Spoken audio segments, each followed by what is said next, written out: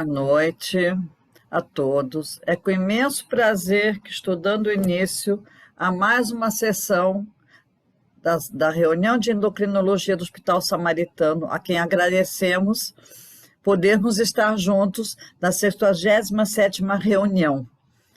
O tema de hoje é medicamentos e função hipofisária, uma discussão baseada em casos clínicos.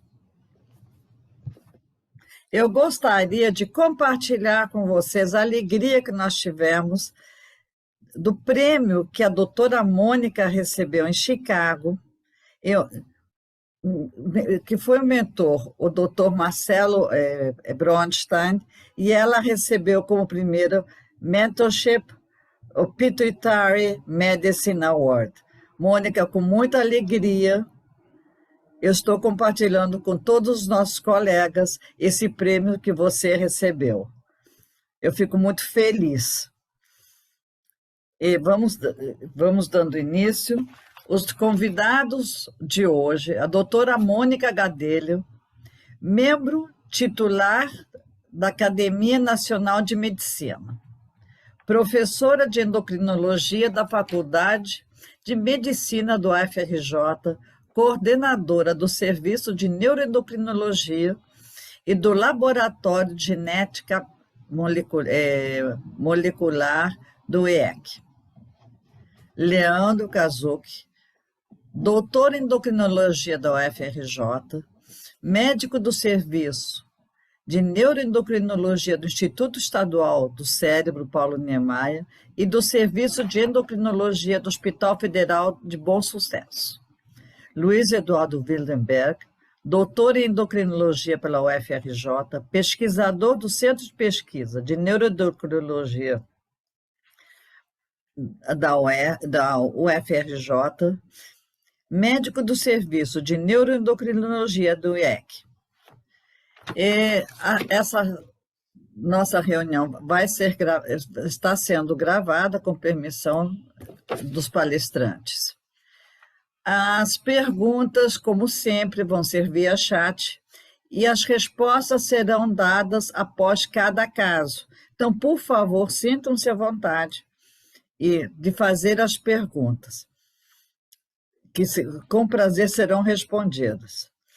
Bom, eu gostaria de passar a palavra para minha querida amiga Mônica, para dar início a essa sessão. Mônica, realmente, eu fiquei muito emocionada de ter você em Chicago. Foi muito lindo, né?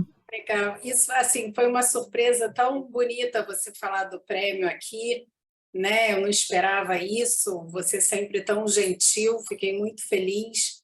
E também por, mais uma vez, a gente poder lembrar o nosso querido amigo, né? Marcelo Bronstein. Pois é, faz um ano, né, Mônica?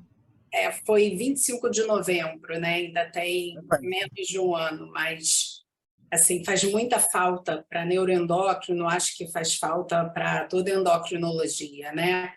Então, eu ganhar o prêmio, o primeiro prêmio que tem o nome dele, foi para mim assim uma emoção muito grande. E um prêmio de mentoria, né? Que é uma coisa que eu adoro fazer.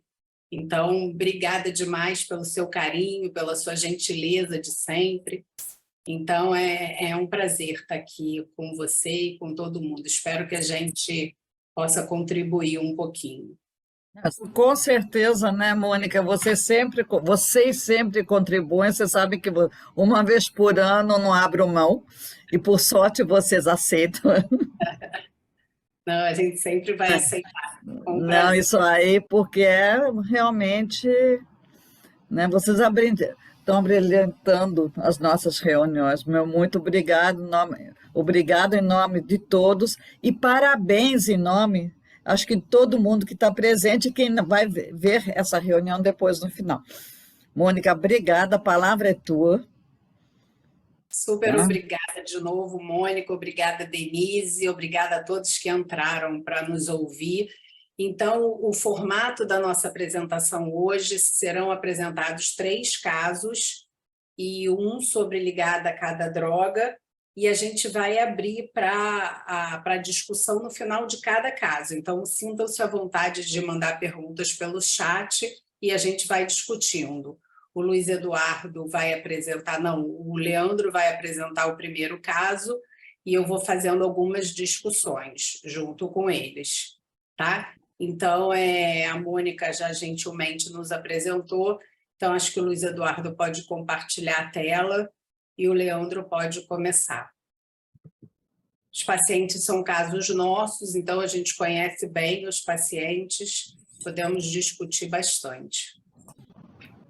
Bom, boa noite a todos. Então, primeiro também queria agradecer a Mônica e a Denise por mais esse convite. É sempre um prazer, como a Mônica falou, a gente estar aqui discutindo neuroendócrino, que é um assunto que a gente gosta tanto.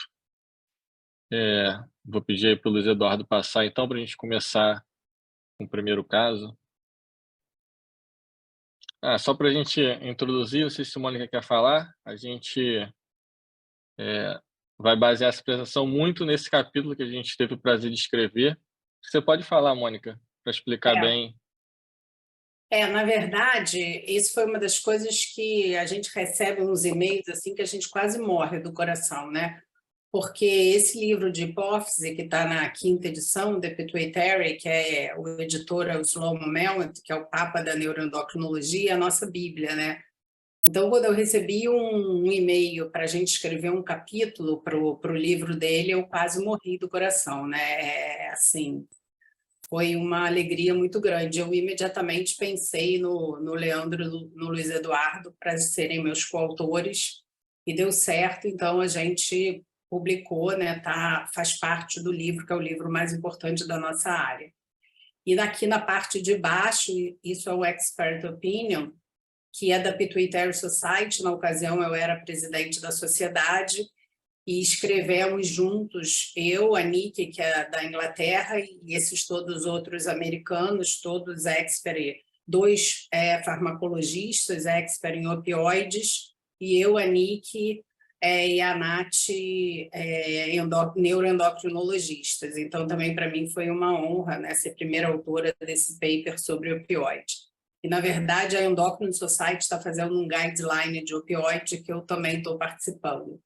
Então, a gente vai basear muito a apresentação nessas 2 referências bibliográficas, o capítulo do livro e esse Expert Opinion da Pituitary, porque é sobre exatamente esse assunto do tema de hoje.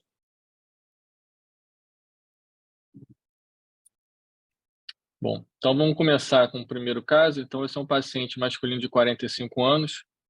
Ele procurou o urologista com uma queixa de redução da libido, que tinha com mais ou menos 4 meses, também disfunção erétil, não tinha outras queixas. Era um paciente que tinha de comorbidade uma hipertensão desde os 42 anos, usava só losartana, a princípio com bom controle. Também fazia uso de analgésicos SOS para uma lombalgia crônica. Então, isso foi o que ele referiu no urologista. Não tinha outras comorbidades, negava o uso de outras medicações ou de drogas ilícitas. No exame físico, não tinha nada que chamasse a atenção, verificação normal, IMC normal, a pressão dele realmente estava controlada com a medicação.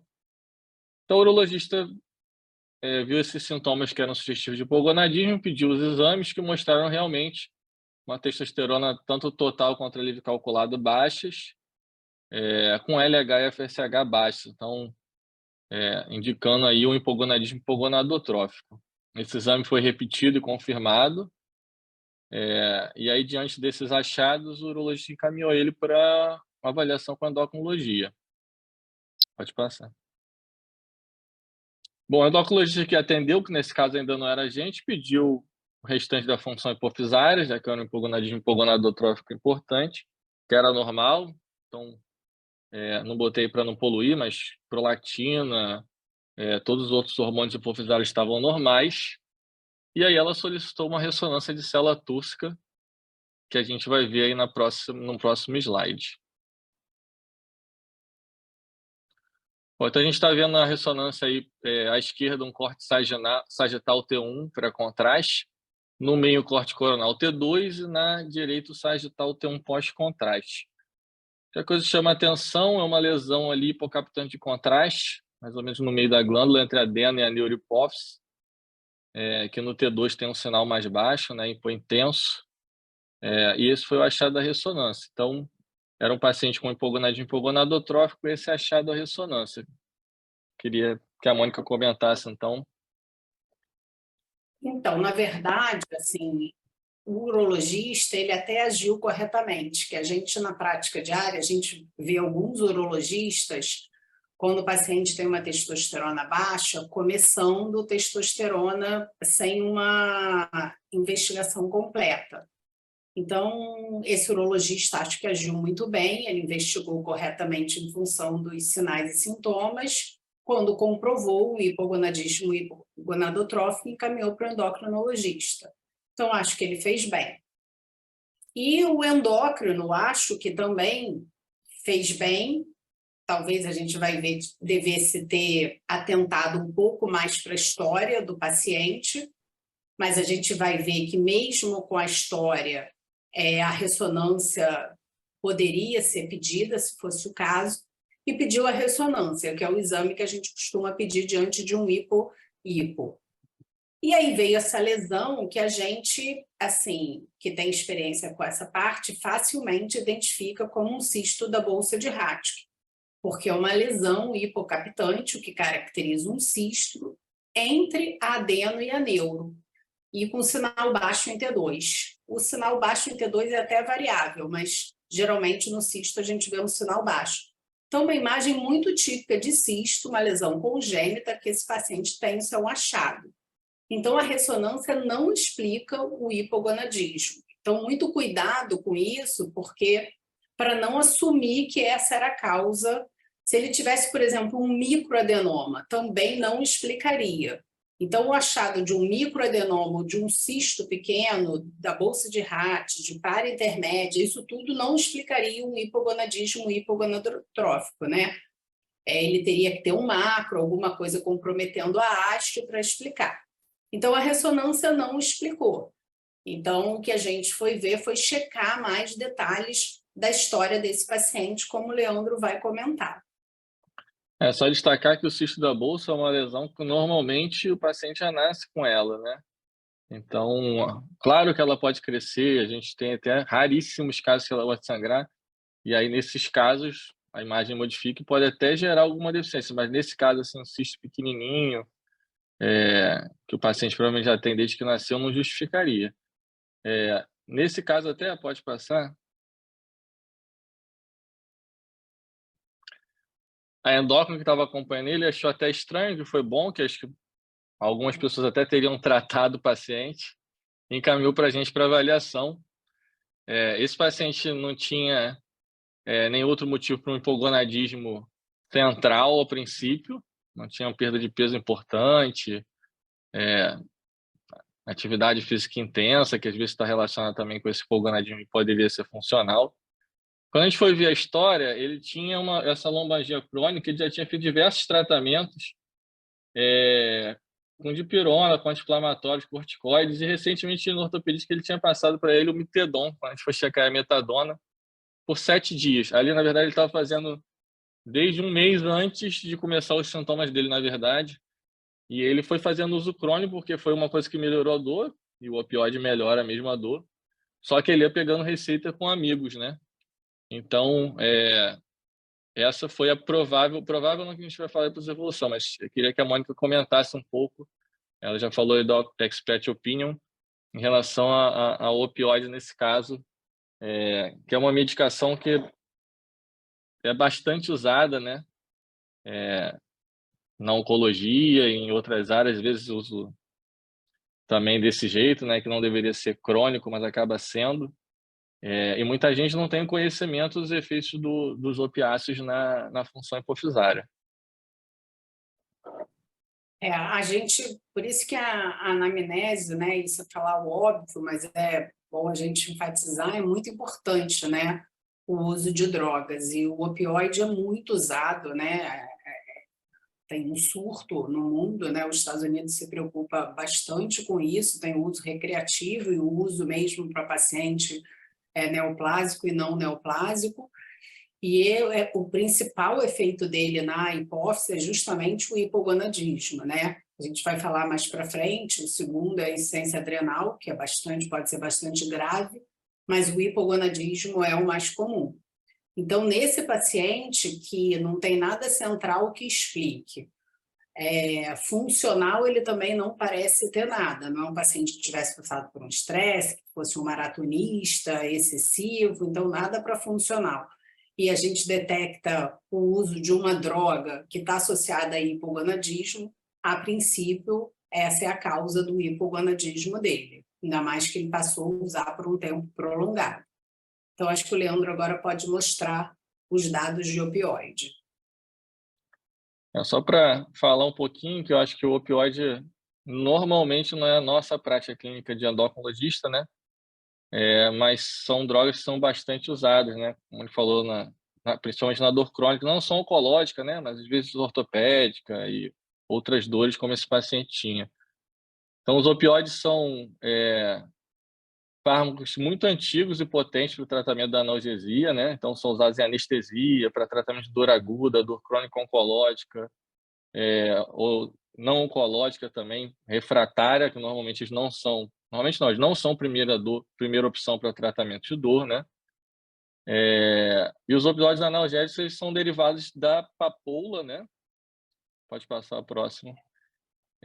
Existem vários tipos, né, os naturais e sintéticos, e o que é importante, assim, a gente, como para a maioria dos dados epidemiológicos, infelizmente a gente não tem dados brasileiros, né, que nossa epidemiologia é ruim para isso, mas se a gente puxar os dados americanos, cerca de 5 a 8 milhões de americanos usam opioides cronicamente.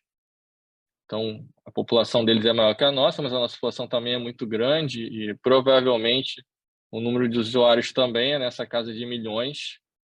E aí, numa pesquisa que foi feita em 2019, nos Estados Unidos, somente 69% dos endocrinologistas e 24% dos não endocrinologistas foram capazes de reconhecer as complicações endócrinas dessas drogas, que eu, sinceramente, como ele pode falar, acho até alto. Eu acho que se a gente fizer uma pesquisa aqui, seria até menor das pessoas que têm noção dos efeitos endócrinos dos opioides. Não sei o que Mônica e o Luiz Eduardo acham, mas eu achei até bastante, assim, 70% dos endocrinologistas terem noção. Eu acho que com certeza é menos, Leandro. Isso não só no Brasil, no próprio Estados Unidos, a gente viu quando a gente se reuniu, aquele expert opinion, a gente fez várias e várias reuniões, e isso foi até discutido, não chega a 70% de jeito nenhum. Talvez tenha tido algum acredito viés de seleção aí nessa pesquisa, né? Exatamente. Talvez as pessoas mais interessadas no assunto acabaram respondendo à pesquisa, né? Então, acredito que tenha tido um viés mesmo de seleção. Pode passar.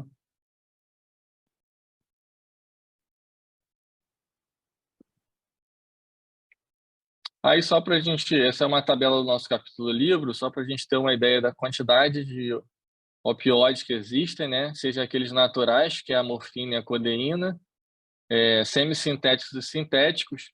E é importante a gente saber que, assim, existem alguns de curta duração e outros de longa duração. Os efeitos endócrinos são maiores naqueles opioides que têm efeito mais longo e que têm uma potência maior, né? Claro, quanto mais tempo você usar, maior é essa chance, né? Então, essa potência normalmente é relativa, é calculada relativa à potência da morfina, né? Que aí, no caso, ganha 1, que é esse MME, né? Equivalente a 1 miligrama de morfina. Então, para a morfina é 1, e as outras drogas têm um potencial relativo, né? Então, por exemplo, a gente vê que a codeína tem uma ação menor do que a morfina, enquanto a metadona, por exemplo, tem muito maior.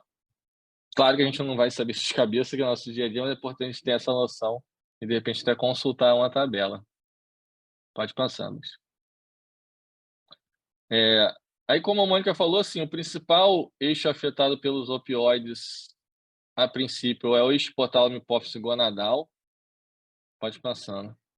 A gente tem evidência já que os opioides inibem a síntese do GNRH lá hipotalâmico. Com isso, você tem redução do FSH-LH. Pode passar.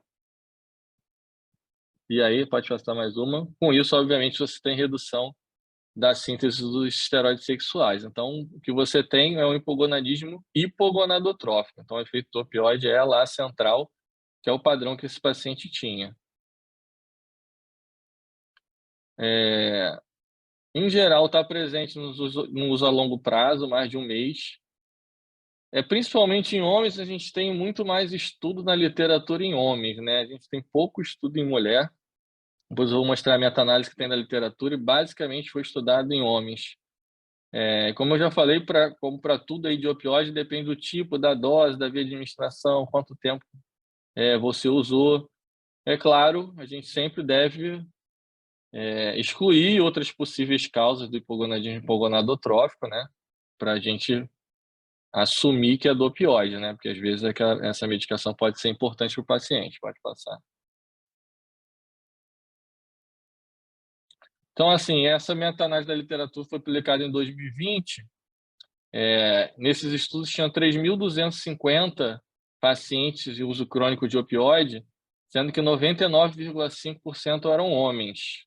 Então, nos estudos que avaliaram o efeito no eixo gonadal. Então, a gente tem muito mais dado para homem, e a prevalência, aí, fazendo uma meta-análise da literatura somando esses estudos, foi de 63% de hipogonadismo. Então, uma prevalência bastante alta. Não sei se a Mônica quer comentar. Para as mulheres, como a gente viu, o dado é bem menor, né? Assim, a meta-análise mostrou isso é uma constante na literatura. A gente praticamente não tem dado em mulher.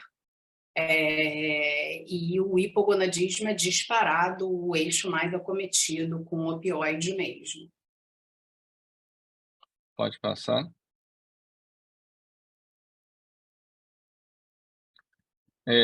A princípio, o eixo, a supressão é reversível, então se você suspende a droga, esse eixo pode voltar. Claro que nem sempre é fácil, num paciente, por exemplo, com dor crônica oncológica, ele não consegue ficar sem opioide, né? Diferente do paciente no nosso caso, que não era uma dor oncológica, daria para tentar outros tratamentos. E a gravidade vai depender da dose, da duração do tratamento, do tipo de opioide, né? Então, por exemplo, o eixo gonadal parece, né, porque os estudos não são tão grandes, que esses dois opioides, o tapentadol e a buprenorfina, teriam menos efeito. Uma opção seria trocar um opioide com a metadona ou oxicodona por um desses opioides que causariam menos hipogonadismo. Pode passar. Claro, isso normalmente não é a gente endocrinologista que vai fazer, é o médico da dor ou é o oncologista que está tratando o paciente, né? Porque, em geral, não foi a gente que passou o opioide. Então, só para mostrar aí um resumo do efeito na hipófise, né? Hipotálamo e hipófise dos opioides. Então, principal, como a gente já falou, é o hipogonadismo, 63%, mas naquela meta-análise também foi visto que insuficiência adrenal foi observada em 15% dos pacientes nos estudos, principalmente, que testaram os pacientes com ITT. Então, tem estudos que você usou só o cortisol randômico, né, pela manhã, então você pode estar subestimando essa prevalência. E a insuficiência adrenal já pode ser uma coisa grave, e às vezes confunde também, principalmente o paciente oncológico, com os sintomas dele, né, com os sintomas de insuficiência adrenal, de náusea, hiporexia, emagrecimento no paciente oncológico, às vezes é muito difícil. Então, esse é um diagnóstico também que a gente deve se atentar, né? E aí eu acho que muitas vezes os pacientes não estão com a gente endócrino, né? Não sei se vocês querem comentar, está com um oncologista, eu não sei o quanto que eles também estão cientes desses efeitos opioides, né? Eu até há pouco tempo tive um paciente vendo com um oncologista, que foi um caso bastante difícil, que é um paciente com tumor primário de pulmão com metástase bilateral para adrenal. E ele e metástase óssea também, com muita dor, ele usava até o PET de buprenorfina e tinha as metástases para adrenal, e ele tinha insuficiência adrenal. Então, a dúvida nesse caso era qual era a causa da insuficiência adrenal, né? Se era a metástase para as adrenais ou se era a buprenorfina. Na verdade, o paciente era muito grave, a gente começou a tratar sem exatamente saber qual era a causa. Poderia até ser um somatório das duas causas. E como o Leandro falou, assim, nos Estados Unidos, eles fazem muito teste do ACTH para quem é usuário crônico de opioide, porque o cortisol basal não responde assim, a nossa dúvida sobre suficiência ou insuficiência adrenal, e eles têm muito facilmente o teste do ACTH, né, sintético, que não acontece no Brasil, a gente tem bastante dificuldade de ter.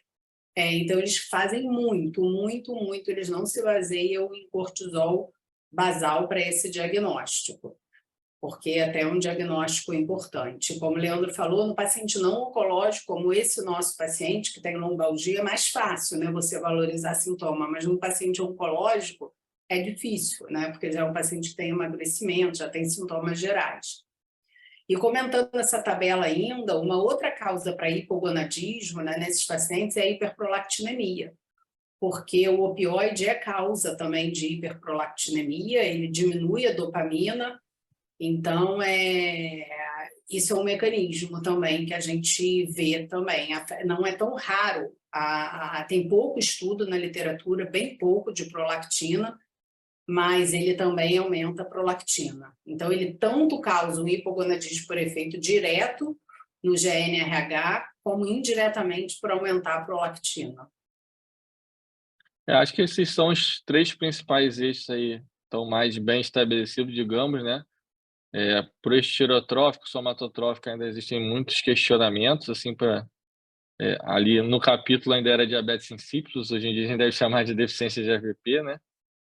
Não está tão bem estabelecido, mas esses 3 aí, sim. E aí, como a gente mostrou, apesar de ter tanta gente usando opioide, a gente vê como são escassos os estudos que avaliaram a função endócrina. Então, o conhecimento realmente dos efeitos dos opioides é pequeno. A gente, inclusive, já falou, a gente tem que fazer um estudo aqui no Brasil, né, Mônica? Porque é um paciente super fácil de conseguir, né? Qualquer serviço de oncologia ou de dor crônica, a gente vai ter muito paciente em uso. Então, lá acho no que vai. Fundão tem um serviço de dor, né? Clínica da dor. Agora, é importante, né, no paciente, por exemplo, se for um paciente que não pode parar a droga por algum motivo, o médico da dor acha que ele está se beneficiando muito do opioide, por algum motivo não acha, ele abriu um hipogonadismo hipogonadotrófico, é claro que se tiver uma correlação temporal muito clara com a droga, isso aponta mais ainda para a droga. Mas, se não puder suspender a droga e retestar, vale a pena sempre uma imagem, porque o paciente pode estar em uso de opioide e pode ter um tumor, né? Então, até uma metástase, né? Se for oncológico. Exatamente. Então, para a gente assumir que é da droga, a gente tem que provar isso, né? A gente não pode simplesmente não investigar um hipogonadismo hipogonadotrófico, uma insuficiência adrenal central, uma hiperprolactinemia, ou a gente pode parar a droga e retestar e normalizou, então provou que é a droga, ou se não puder fazer isso, a gente tem que fazer a imagem. Aí se a imagem é negativa, realmente aí sugere ser da droga. Imagem negativa é imagem totalmente normal ou com cistos pequenos, como que a gente mostrou com microadenoma. E lembrando que microadenoma não dá hipopituitarismo. Isso é uma coisa que a gente vê algumas pessoas, às vezes, assumindo o microadenoma como causa de hipopituitarismo, mas o microadenoma não causa hipopituitarismo.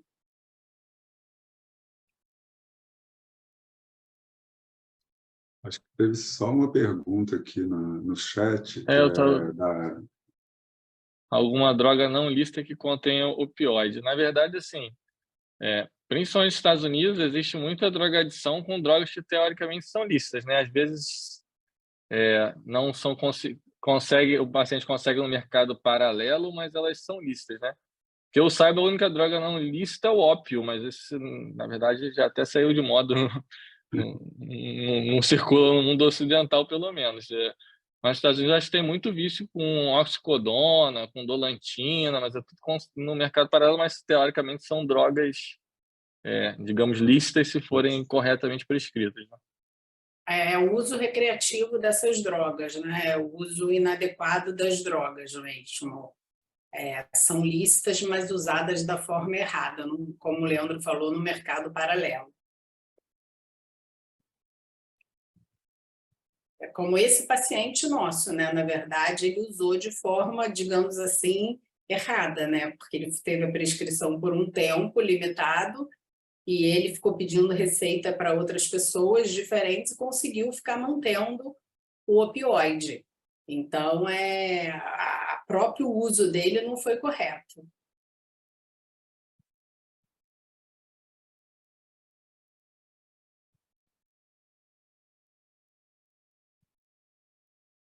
Esse era o último do primeiro caso. Acho que é só para a gente deixar esse alerta, porque assim, o uso de opioide é muito comum.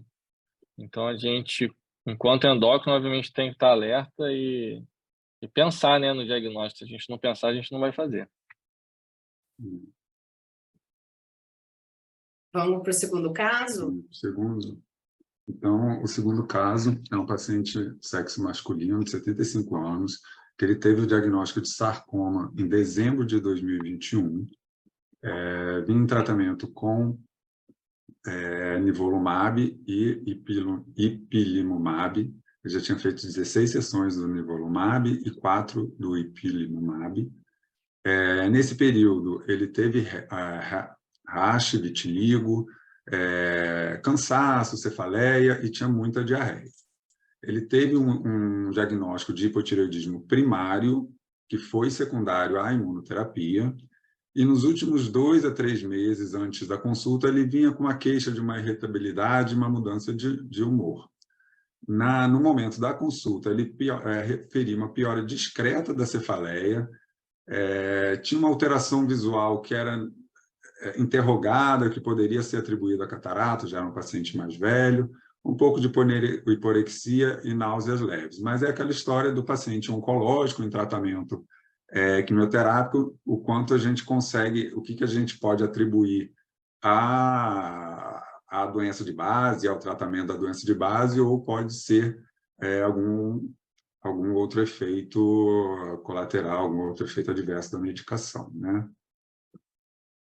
Então, de HPP, era um paciente coronariopata, já tinha tido um infarto, tinha colocado stent, então ele estava em uso de Crestor, Zetia, Brilinta, Concor, estava usando 50 microgramas de levotiroxina para tratamento do hipotireoidismo primário, e ele usava o Coramente, MMX, que é um glicocorticoide, né, a budesonida, para o tratamento dessa diarreia, que ele tinha bastante importante, mas que, a princípio, ele tem uma ação local, a nível do trato gastrointestinal, e não uma ação sistêmica. No exame físico, era um paciente de 76 quilos, um MC de 25,8, nada assim, mais significativo nos exames laboratoriais, no exame físico, e ele já trazia na consulta alguns exames laboratoriais. A gente vê que ele tinha uma testo normal, 422, né, com LH e FSH normais, um GH baixo, mas que não diz muita coisa para a gente, uma prolactina também normal, mas um cortisol baixo com ACTH baixo. Esses exames foram repetidos, ele mantinha esse ACTH baixo, com cortisol também bastante baixo, aqui de 0,9, e uma função tireoidiana normal, de 1,05, com TSH de 3,58.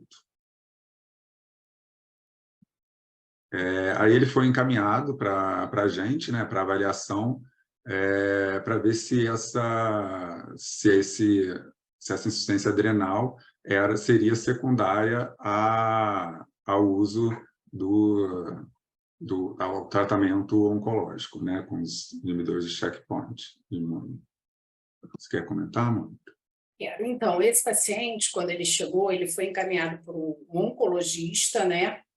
E que nos ligou e falou: eu acho que o paciente está fazendo uma hipofisite, porque a gente pede de rotina o cortisol, e o cortisol veio muito baixo.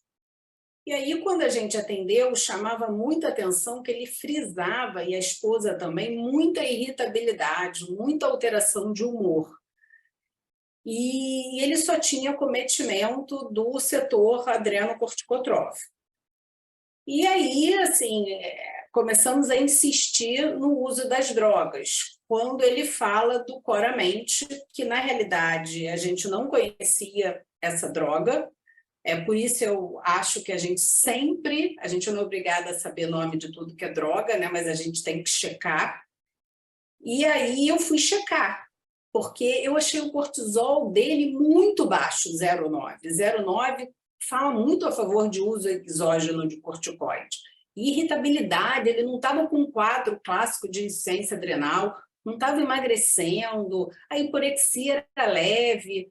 E aí, quando nós entramos na internet e vimos que era budesonida, falamos, pronto, é isso. E aí, o paciente mesmo, um paciente extremamente esclarecido, esclarecidíssimo, sabe tudo da doença dele, ele falou, não, isso tem ação só local, isso não é a causa. Ele tem um oncologista também, que é um especialista nessa parte que ele tem, e falou que o oncologista disse que só teria ação local, não teria ação sistêmica. A gente sabe que uma droga que é tomada por via oral não é possível que não seja nada absorvida. Fomos checar, inclusive, a bula, e a bula diz claramente que pode causar síndrome de Cushing. Então, mas como os oncologistas do Rio e de São Paulo, todos falando para a gente, não, isso pode ser hipofisite, ele está usando o ipilimumab, nem está muito associado, o nivolumab nem está tão associado à hipofisite, mas o ipilimumab está, e era combination, né, 2 drogas, aumenta a chance. Então, a decisão foi fazer uma ressonância só para excluir alguma coisa mais, assim, apesar a gente vai ver que nessas hipofisites por imunoterapia a imagem não é nada que preocupe tanto, mas teria algum sinal, não poderia ser uma ressonância tão normal. Então, apesar de, na nossa cabeça, a hipótese ser uma insuficiência adrenal secundária ao uso de medicação, pedimos imagem só para corroborar isso, e com um radiologista expert em hipófise. E aí eu acho que tem aqui a imagem, né, Luiz Eduardo? A imagem está um pouco mais para frente, mas eu posso colocar já.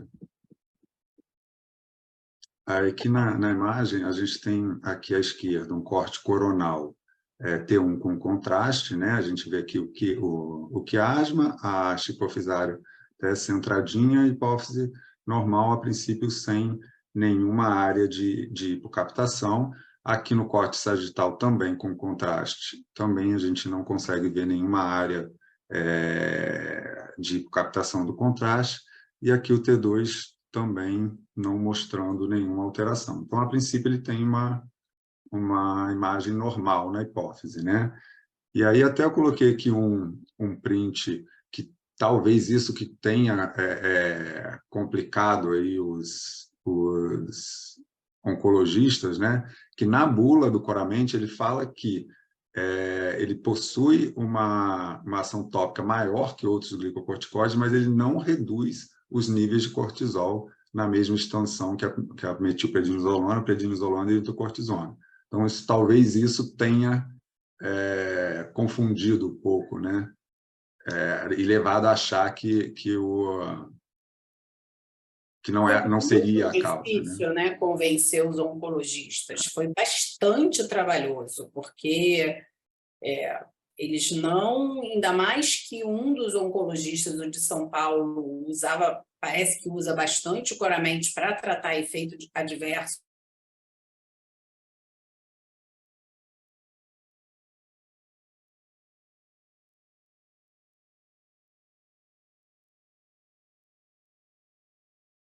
Somente foi concordado de parar o Coramente e fazer outra coisa para a parte da diarreia, e a gente vê a recuperação do eixo, porque a ressonância de hipófise era absolutamente normal, né? Excluindo hipofisite.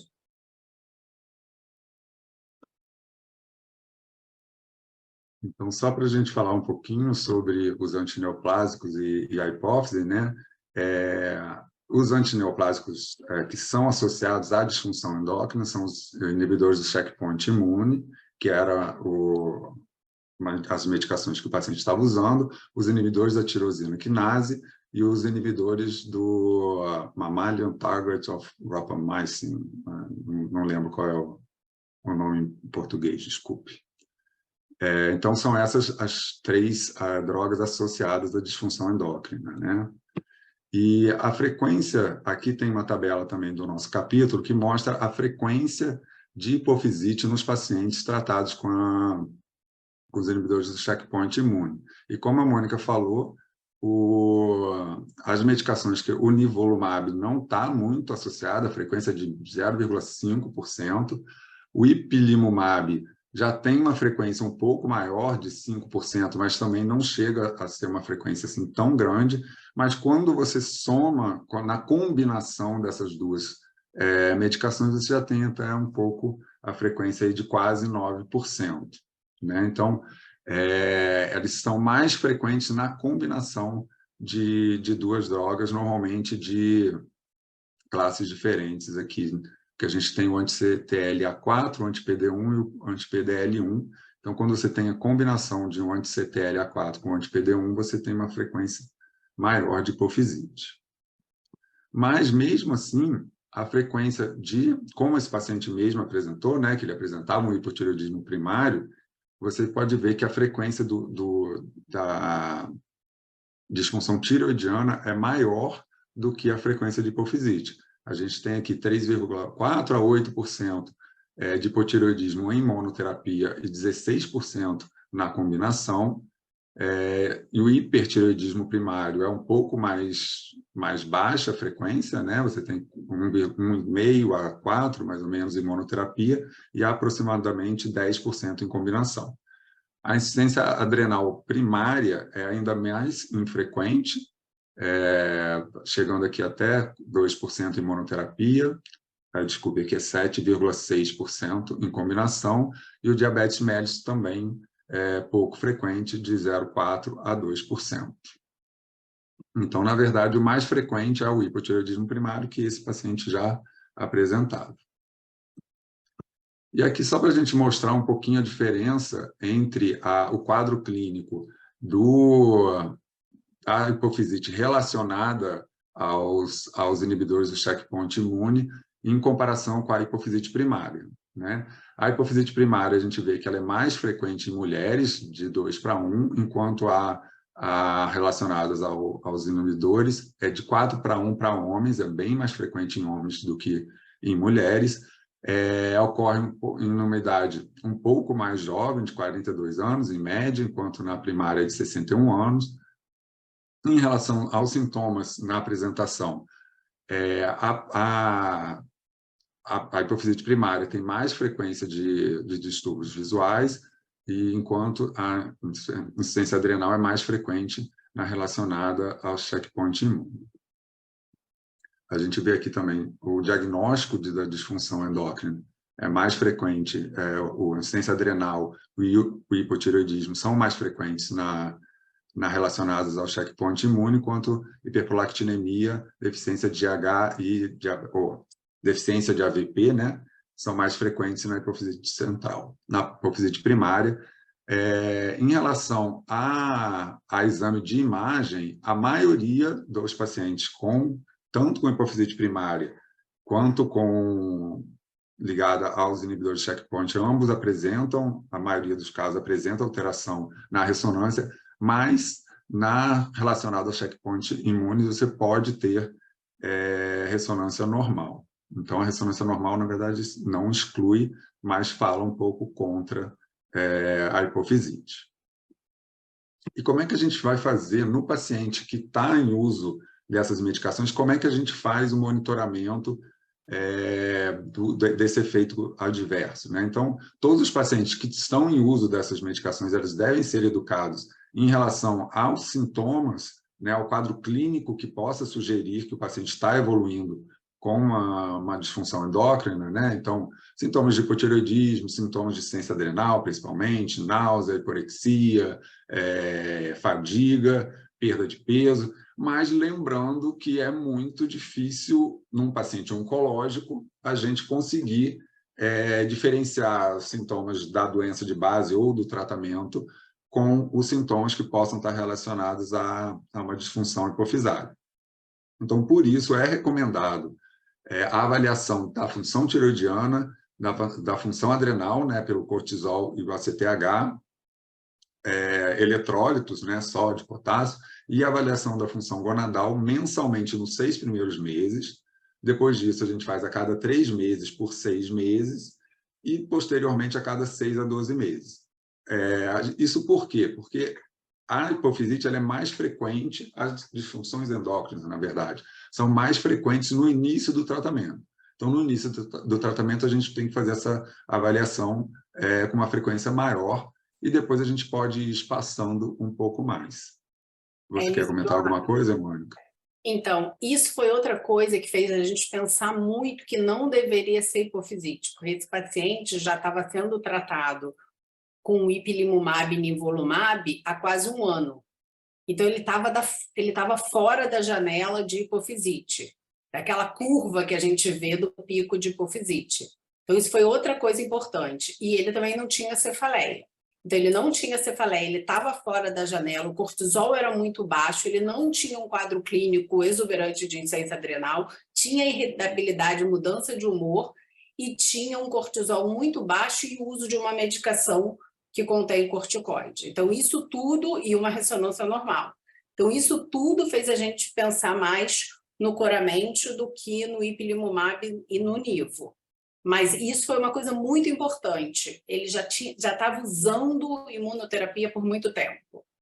E a maioria dos casos que a gente vê de hipofisite, como você disse, é no início do tratamento. Eu acho que ele estava usando há mais de um ano, na verdade. Acho que ele tinha começado em dezembro, né? Você viu ele em março, não foi isso?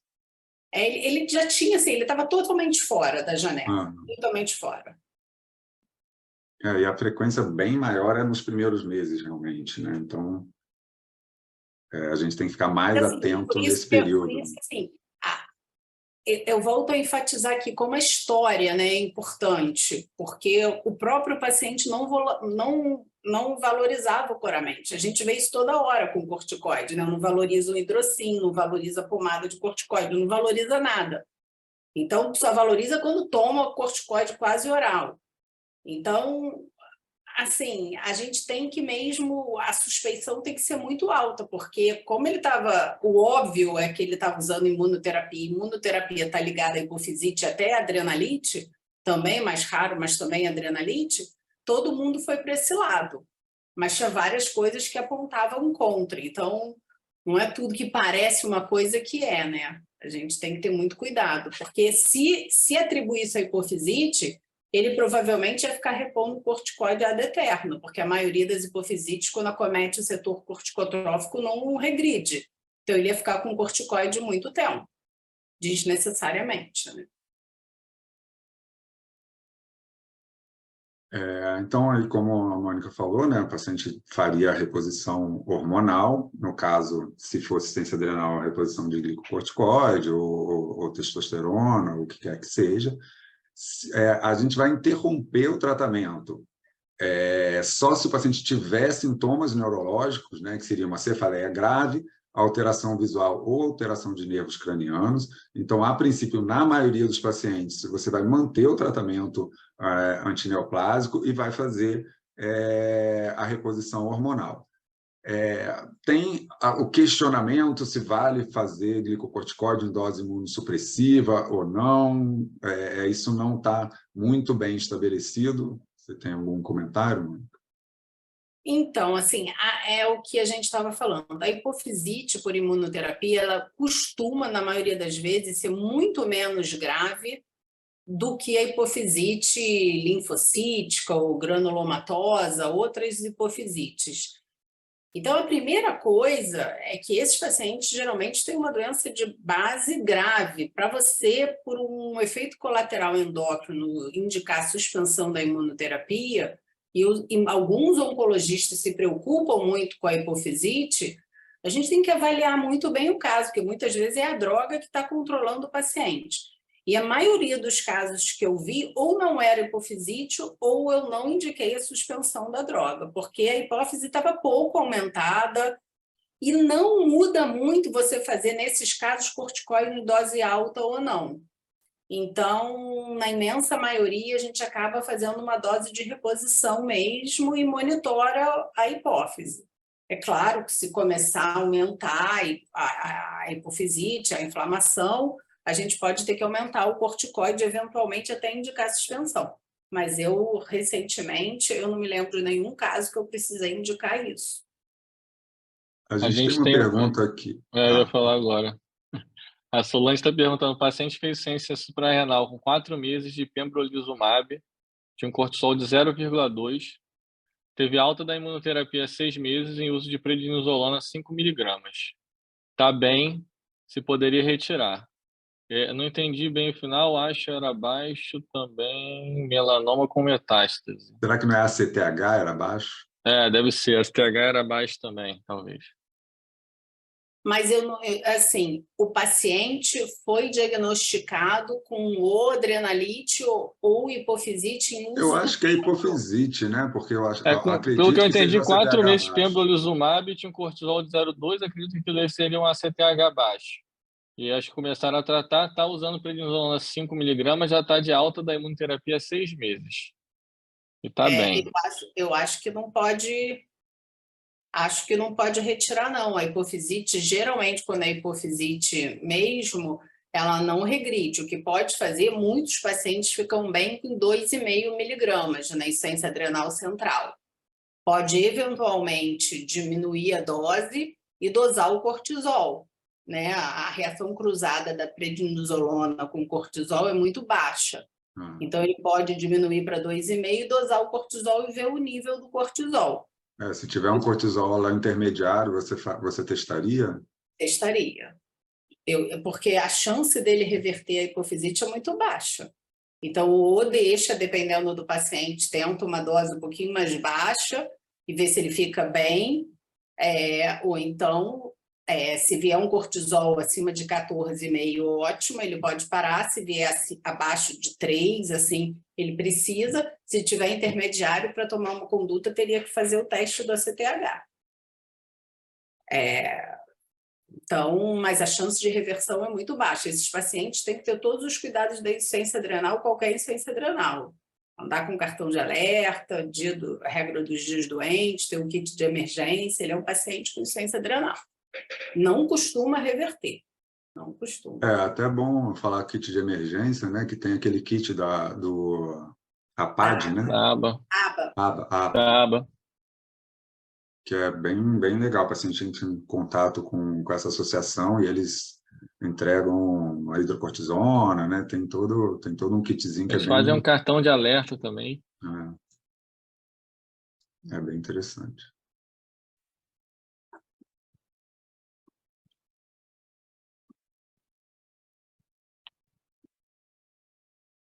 Então, em relação aos inibidores da tirosina quinase, que são uma outra classe de drogas, né, a disfunção endócrina mais comum é relacionada à tireoide, que ocorre em 33%.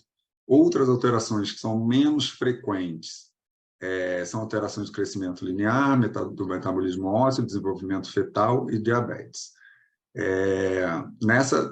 Um estudo com essa droga, imatinib, encontrou deficiência de GH em até 39% das crianças. Mas, realmente, em relação a essas drogas, são menos comuns as alterações hipofisárias. Né? Aqui eu já mostrei a ressonância e a bula aqui da medicação.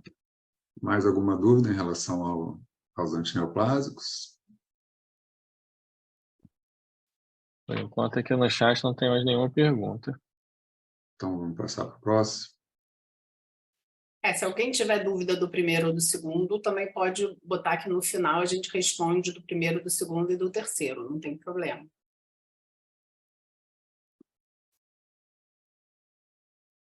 Então, o terceiro caso é uma paciente feminina de 28 anos, tinha uma clínica de oligomenorreia e galactorreia bilateral expressão já tinha 6 meses, não tinha queixas visuais, não tinha outras queixas. E aí, com essa clínica corretamente, o clínico solicitou uma prolactina, que veio aumentada, veio em valor de 85, a referência para a mulher no laboratório que ela fez era 23. Claro que a gente está botando os casos aqui, né, nessa aula de medicamento e hipófise, então todo mundo já pode pensar que provavelmente vai ser secundária medicação, mas pode passar.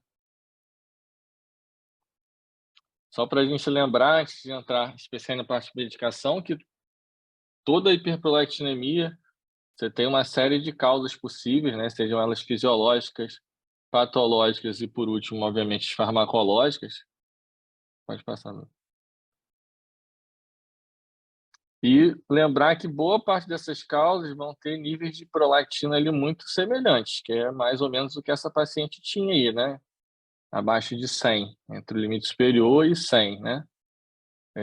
Então, a gente sempre fala que prolactinas muito altas ali, 1.000, 2.000, não tem muito diagnóstico diferencial, né? A princípio deve ser um macroprolactinoma. E tirando a gestação, que é uma causa fisiológica, que obviamente pela história você consegue também desconfiar e confirmar laboratorialmente, pode dar níveis de prolactina mais altos, a maioria das outras causas vai dar níveis parecidos, inclusive as medicações, que a gente vai falar melhor, comentar depois. Pode passar.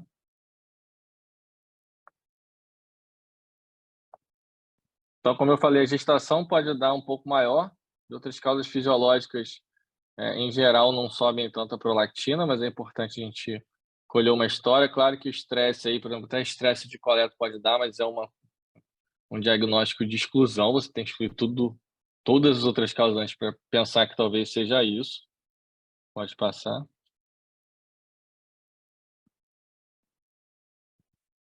E a gente sabe que, obviamente, os prolactinomas, eles produzem prolactina e o nível de prolactina acompanha o tamanho do tumor, então nos macroprolactinomas a prolactina em geral está acima de 150, 200.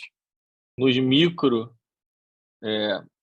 pode estar ali em torno de 100, um pouco mais, um pouco menos. E qualquer doença ali da região hipotálamo hipofisária que comprima a haste hipofisária, impeça a chegada da dopamina do hipotálamo na adenohipófise, pode aumentar a prolactina, já que esse é um tônus inibitório. Então, se a dopamina não está chegando para inibir a secreção de prolactina, ela pode aumentar. Pode passar. E tem uma série de outras doenças, que o objetivo aqui não é a gente ficar falando de hiperprolactinemia, é só para a gente lembrar uma série de outras causas relativamente comuns, como hipotireoidismo primário, até a insuficiência renal. Isso, que poderia dar descompensada, um TSH bem aumentado, primário, porque você vai estimular o síntese do TRH e o TRH vai estimular a síntese de prolactina, mas aí normalmente você encontra isso em hipotireoidismo primários bem descompensados. Não vai ser um TSH ali 5, 6, hipotireoidismo subclínico, você vai esperar uma hiperprolactinemia. Pode passar. Então, de novo, só mostrando que as causas são... Essas causas todas levam a níveis parecidos. Pode passar. E essa paciente, na verdade, ela tinha uma doença de refluxo e usava duas drogas aí que podem dar hiperprolactinemia, mas principalmente a domperidona. Ela não tinha nenhuma outra patologia que justificasse. Realmente tinha galactorreia à expressão, não tinha nenhuma causa local, não tinha lesão de tórax. Não estava grávida, uma mulher em idade fértil, a gente sempre tem que excluir isso. Função renal era normal e também não tinha hipotireoidismo. Pode passar. Só um comentário, uma curiosidade. Eu já tive paciente que teve por piercing e ela não queria tirar de jeito nenhum o piercing, eu insistia, ela tirou e normalizou a prolactina. Então, a gente tem que prestar bastante atenção se não tem alguma coisa local ali também, né, Sim. na mão. Então, assim, a gente tem, no nosso capítulo de livro, uma lista de drogas.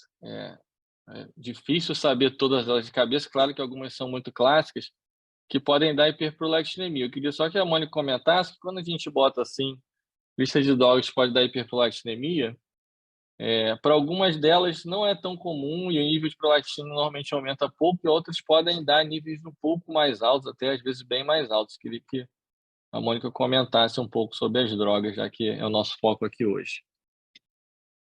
Então, assim, a gente, as drogas, primeiro como o Leandro falou, a gente não tem obrigação de saber todas as drogas. A maioria das drogas ligadas à hiperprolactinemia ou são na parte da psiquiatria, a imensa maioria da psiquiatria ou da gastro, mas da gastro são poucas drogas, né? Mas da psiquiatria são muitas.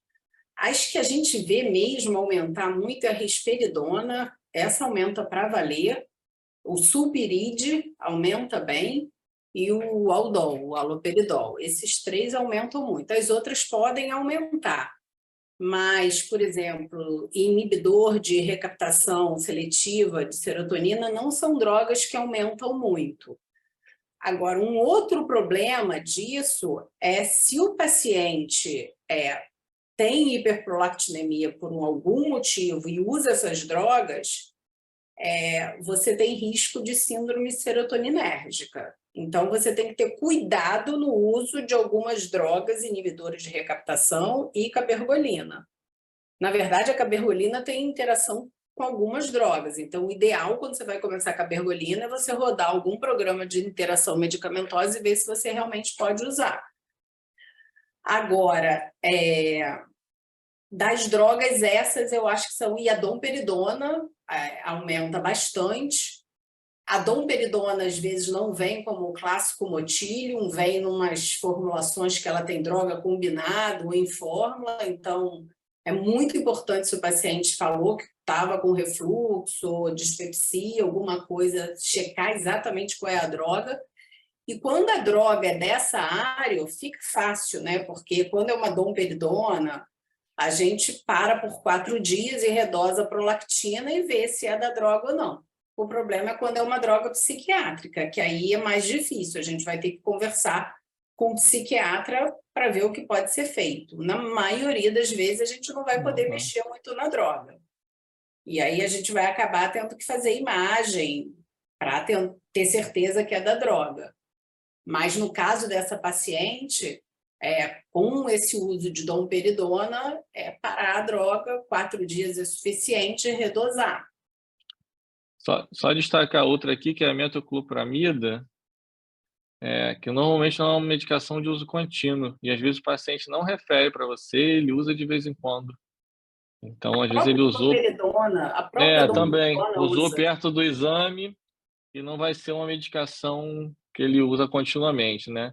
As drogas psiquiátricas, obviamente, é mais fácil dele falar. Pode falar. Não, eu ia falar que uma outra coisa que a gente fica, né, os níveis de prolactina que ficam mais ou menos aí, que você falou abaixo de 100, mas a gente tem que tomar cuidado, às vezes, quando associa mais de uma causa de hiperprolactinemia, você pode acabar tendo uma prolactina um pouco maior, né? E Eu às acho que vezes são enganar duas um pouco, coisas. Isso é né? uma, outra são essas drogas que a Mônica falou que realmente Aumentam aumentam bastante. mais, e às vezes aumentam, principalmente risperidona e aldol, né? Às vezes a gente vê níveis acima de 100, então elas podem dar. Aí, ao mesmo tempo, por outro lado, eu queria que a Mônica comentasse do estrogênio, que o estrogênio é uma droga que todo mundo tem muito na cabeça, e é muito frequente a mulher em idade fértil estar usando o anticoncepcional oral, né, o estrogênio, e todo mundo tem muito na cabeça que causa hiperprolactinemia. Eu queria que você comentasse qual é o nível de hiperprolactinemia que o estrogênio causa. Não é muito, né? Talvez, assim, o uso no tratamento de transgênero, tudo quando é um uso maior, aí a gente até pode ter. Mas no uso em pílula, pode até aumentar a prolactina, mas dentro do normal. Não é comum, Não é... nem na THM, nem na anticoncepção com pílula, a gente vê hiperprolactinemia. Não é comum. Tem uma pergunta aqui, se o uso intermitente aumenta rapidamente a prolactina.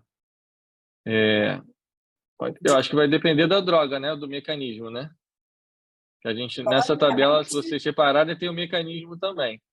O estrogênio, por exemplo, ele aumenta a transcrição do gene da prolactina, então não vai ser rápido esse efeito, mas drogas que bloqueiam a dopamina é muito rápido. A domperidona pode usar, se por acaso dosou depois de ter usado dentro da meia-vida da droga, vai dar alta. Esse risperidona, aloperidol, sulpirid, tudo dá alto muito rápido, muito rápido. Então, o uso intermitente é um problema, que o paciente aí não vai saber se usou ou não, principalmente a domperidona. Mas aí a solução é fácil, né? Pedir para ficar sem usar e redosar. Eu acho que o problema maior que a gente tem em prolactina, eu acho que aqui é bom a gente destacar isso, é a prolactina que é pedida como check-up, né? Esse é o nosso dia a dia de neuroendócrino. Pacientes que vêm com hiperprolactinemia totalmente assintomático, que é diferente dessa paciente que tinha quadro clínico de hiperprolactinemia, a prolactina devia ser dosada realmente. Mas a gente vê muito a prolactina dosada como check-up. E aí, se o paciente é assintomático, a primeira coisa que tem que fazer é dia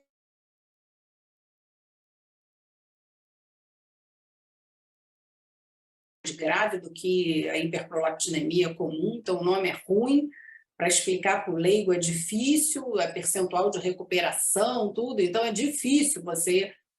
Mas tem que parar a investigação ali, não tem que ir para a ressonância.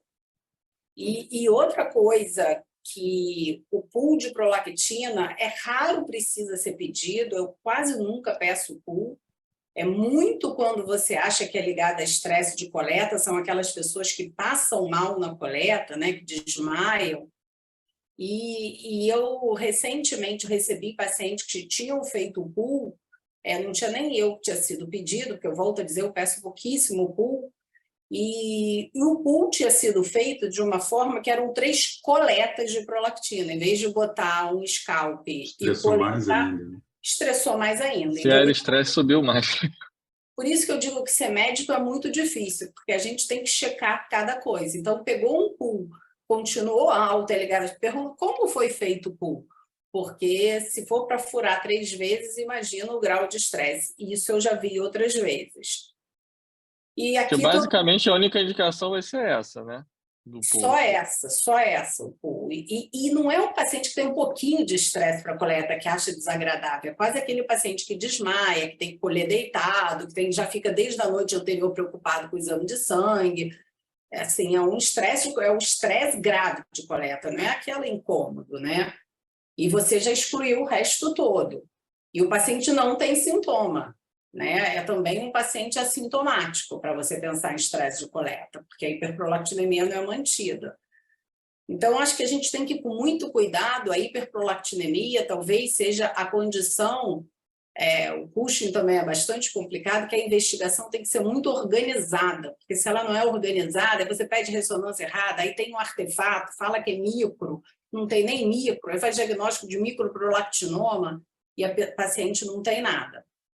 E ontem mesmo no consultório veio uma paciente para mim, que não cabe aqui entrar em detalhes, mas a prolactina dela era 40. E ela falou, a prolactina pouquinho aumentada assim não tem problema nenhum, né? Isso é uma visão totalmente errada, né?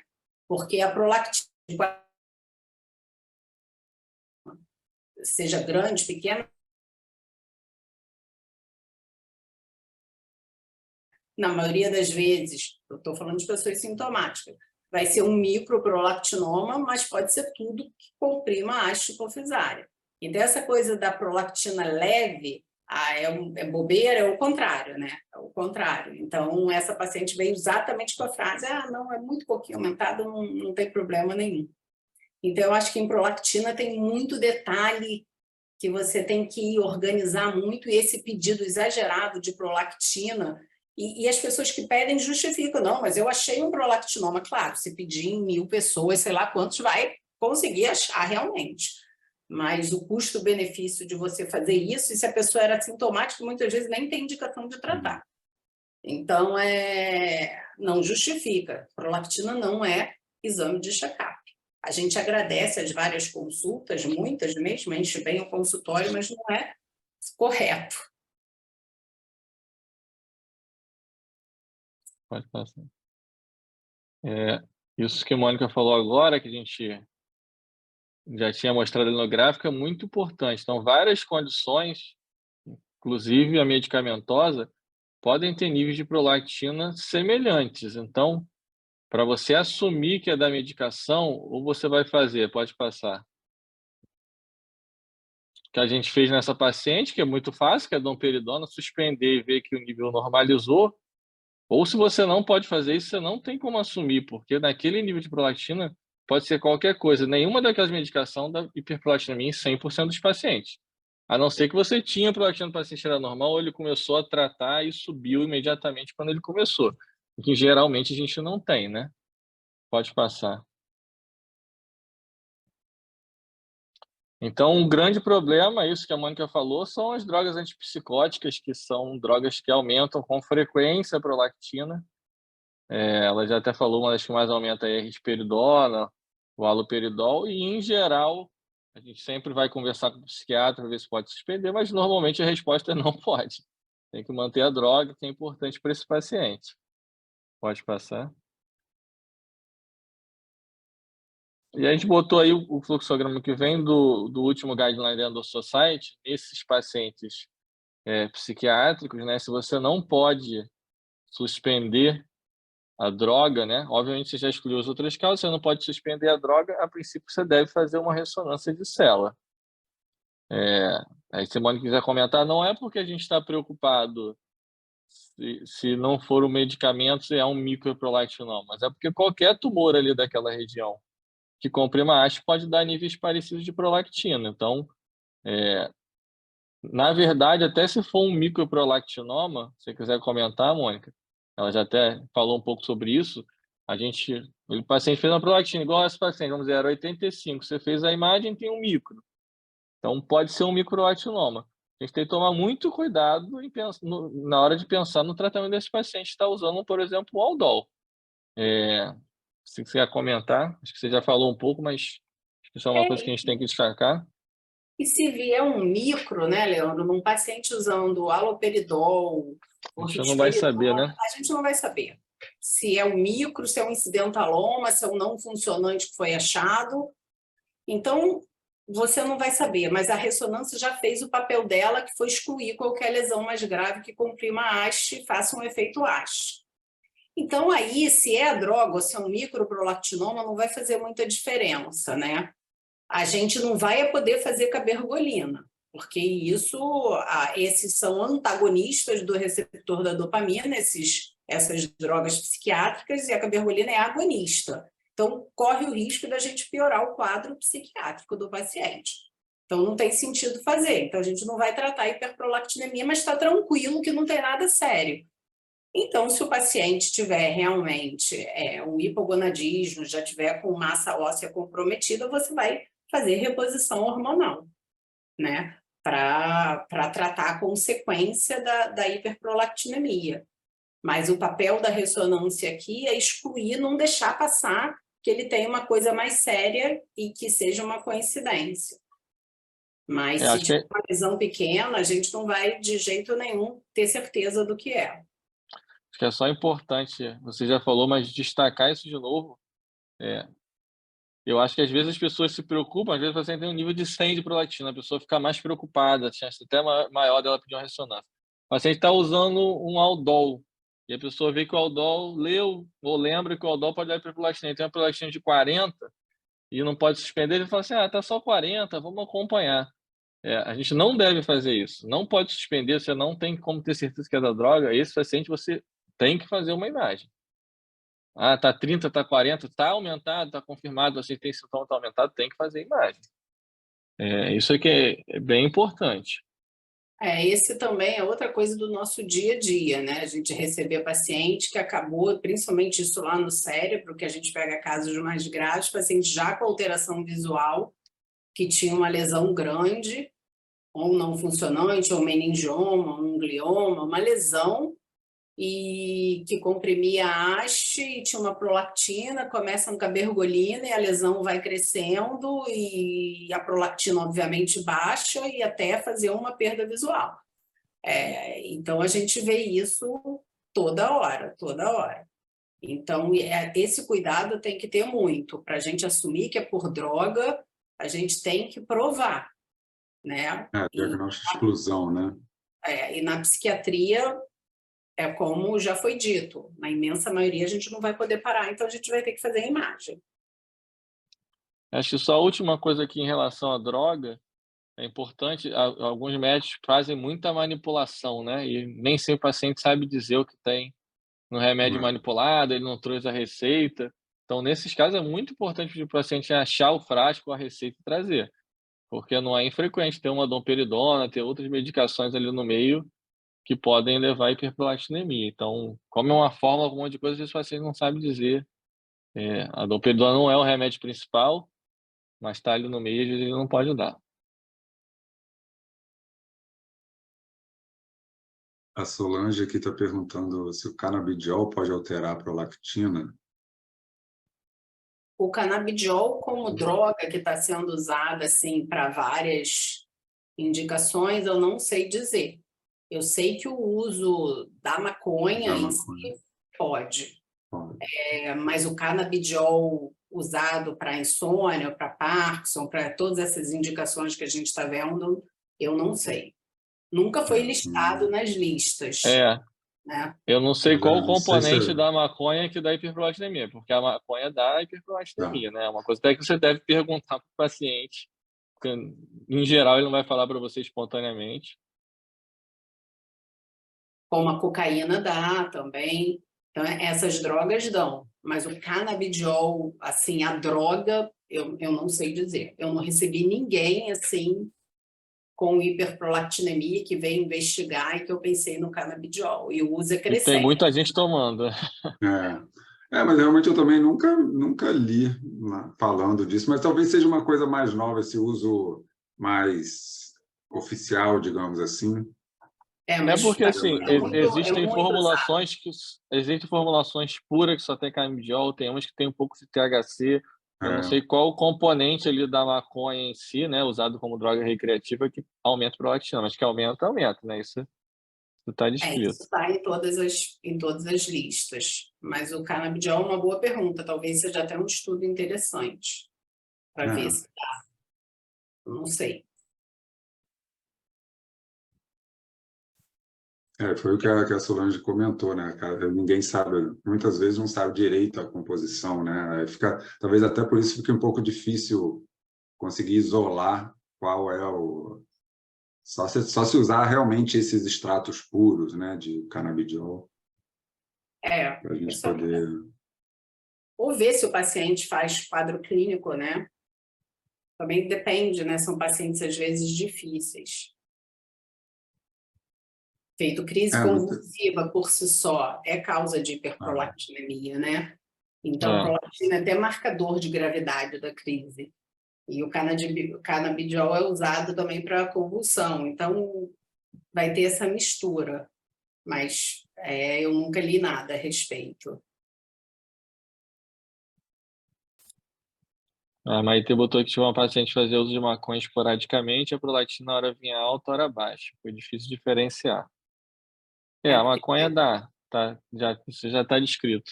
Agora, qual o componente ali, né? Se é o THC, se é o canabidiol, aí a gente não sabe, né? Acho que esse é o último slide, não é?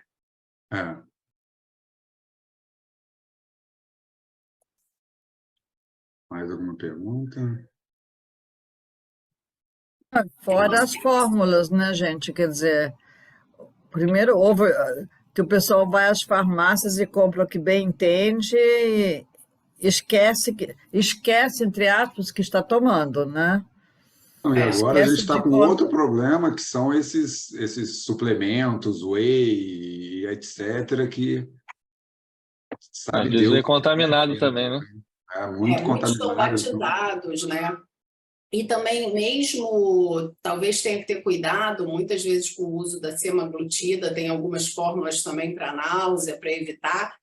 Eu já vi algumas fórmulas, é muito com o equivalente, esqueci o nome da droga do Vanal agora. Ou da Zentrona.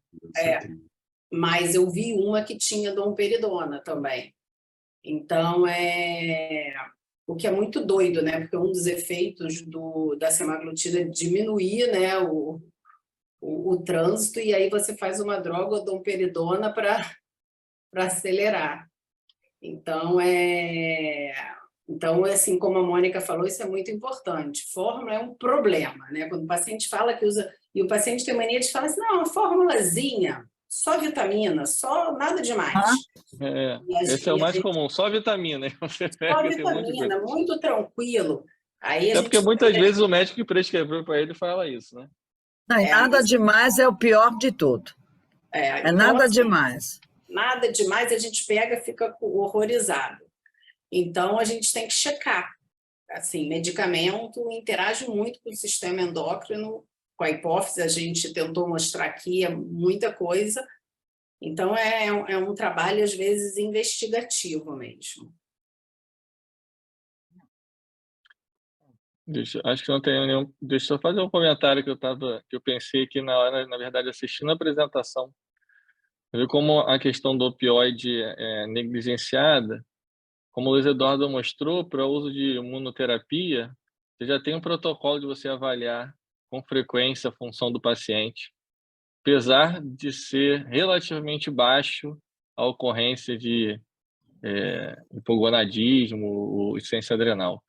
O opioide, a princípio, pelos estudos, é até maior e ninguém faz isso de rotina, né? Como é uma coisa mais negligenciada até entre os próprios oncologistas. Não tem nenhum protocolo para opioide, nenhum protocolo. E é difícil, que às vezes aí usa de novo, é complexo, bem complexo.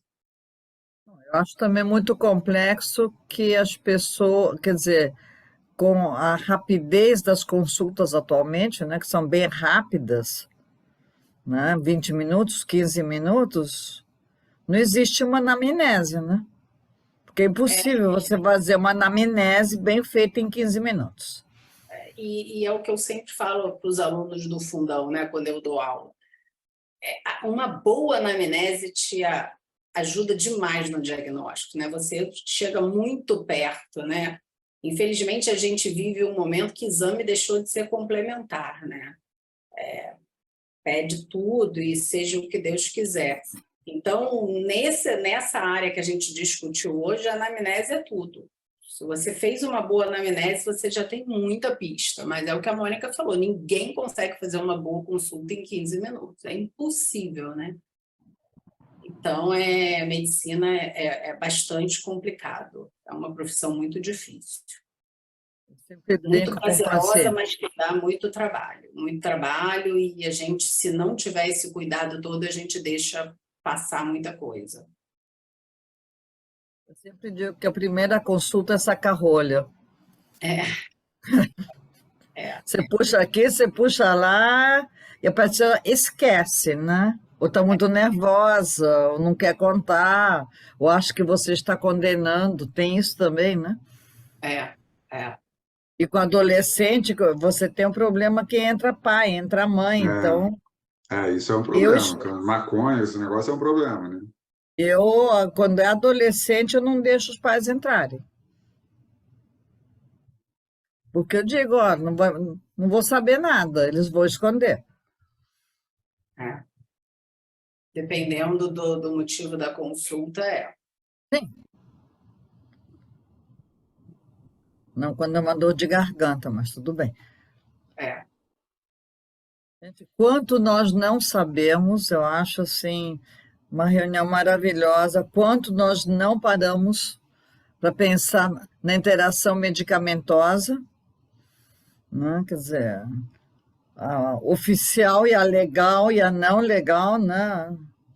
A off-label que o pessoal faz, né? E a fitoterápica que nós desconhecemos. Temos que lembrar muito da fitoterapia, da medicação. É só uma plantinha, né?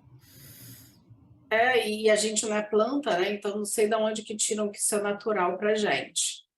E, na verdade, eles às vezes trazem uns nomes completamente que eu desconheço, não sei se é bom ou ruim, mas é o que eu falo, eu não posso opinar nesses medicamentos porque eu não sei absolutamente nada sobre isso.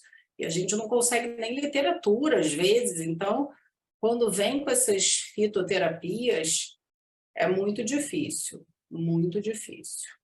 Eu encontrei um livro, alguns anos atrás, num congresso da Endocrine Society, sobre fitoterápicos. Eu procurei dessa vez e não encontrei mais nada, porque realmente esses fitoterápicos, todos os relatórios que existem dos medicamentos naturais, né?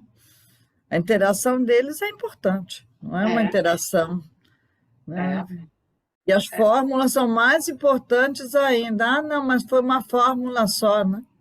Em todos os sentidos, né?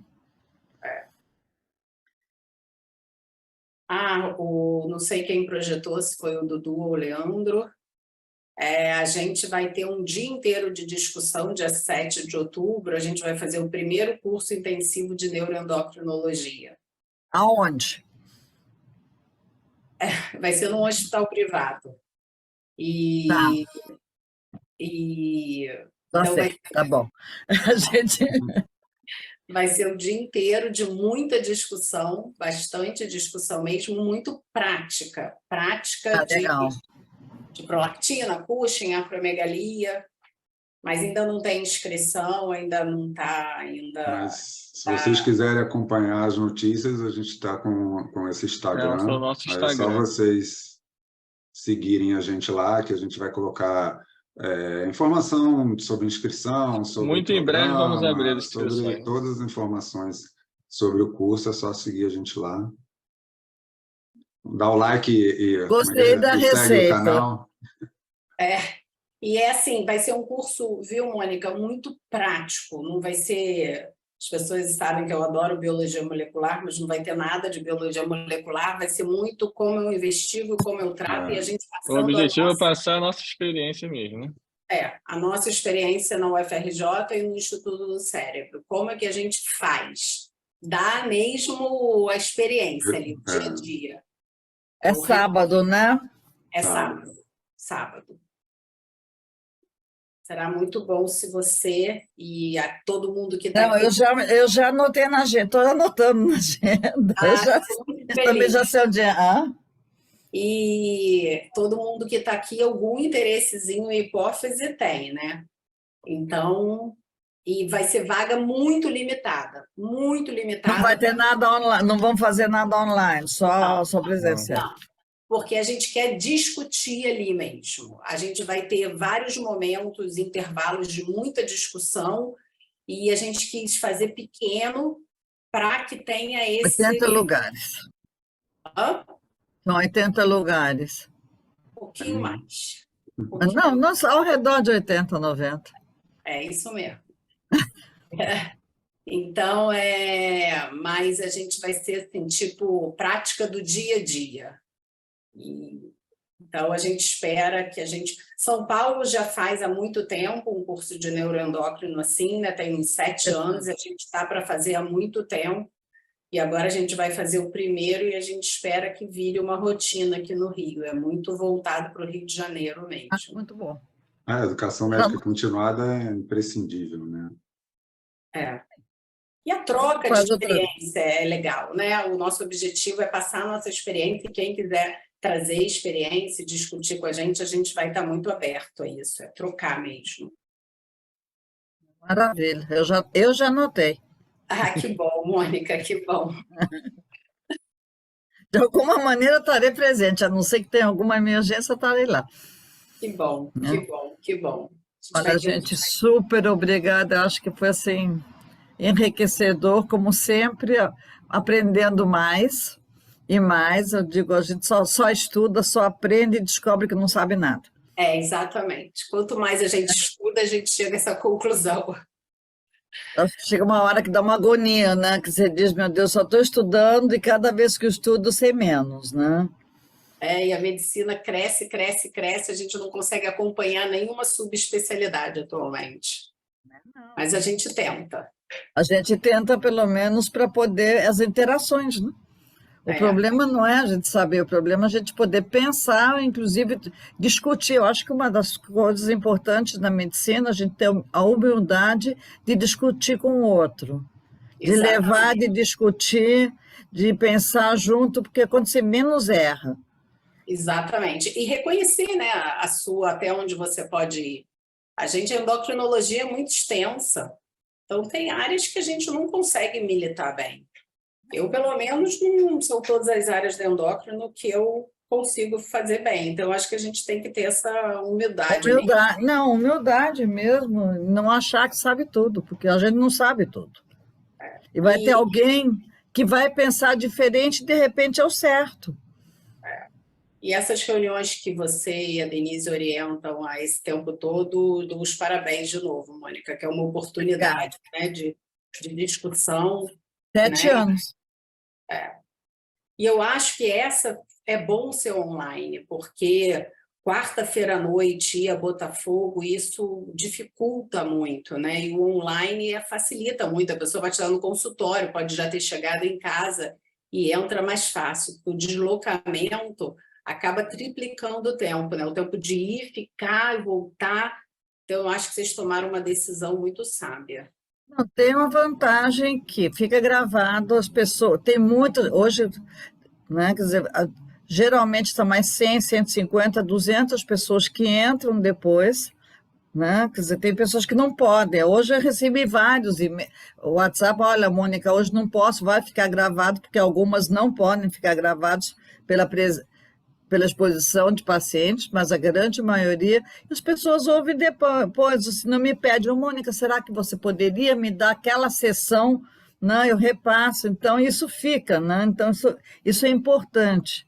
Não, você está fazendo um trabalho muito útil à endocrinologia. Meus parabéns mesmo, Mônica. Obrigada, e eu conto com vocês, porque sozinha não ia fazer nada mesmo, né? Então, sozinha ninguém faz nada. Eu quero agradecer imensamente e convidar todo mundo à próxima sessão, apesar que não é o tema de vocês, né? Nós vamos fazer menopausa e alteração do sono. Bem interessante. Interessante.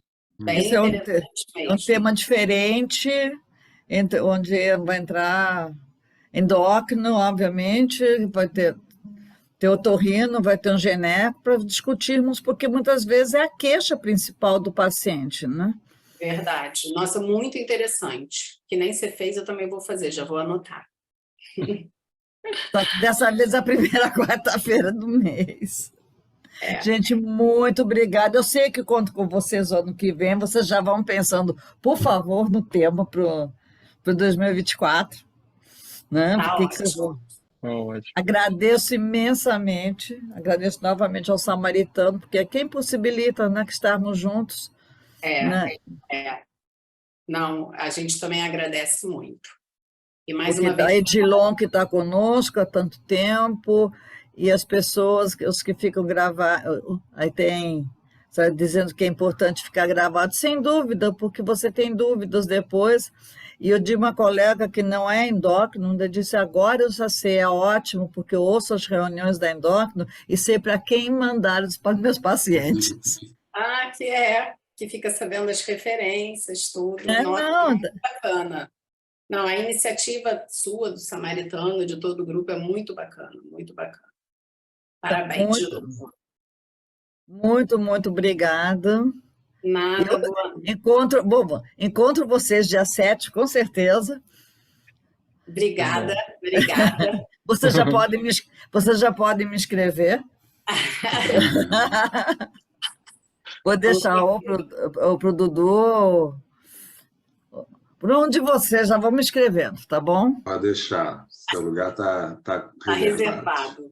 Eu acho bom, porque senão são duas Mônicas, acho ótimo. Muito obrigada. Obrigado a todos que compareceram. Obrigada, Edilon. Obrigada. E até dia 2 de setembro, onde teremos esse tema que é um pouco diferente. Tá bom. Um beijo, Mônica. Beijo, obrigada. Boa noite. Boa noite.